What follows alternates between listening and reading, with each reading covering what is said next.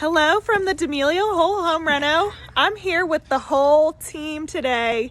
We just had a weekly team meeting at the D'Amelio's house to walk through. We do this once a month just so that our designers, our sales team, and our project managers, we can just all be on the same page about how these renos go down. So I'll give you all a little walkthrough and show you where we're at.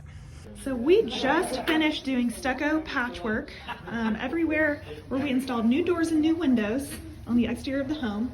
We recently just leveled all of the floors.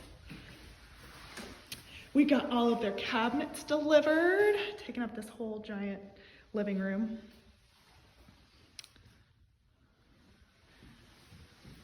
We have installed tile and put protection over them.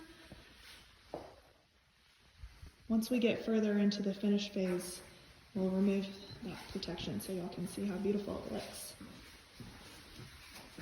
We also laid tile in the master bathroom. Still waiting to finish up that shower.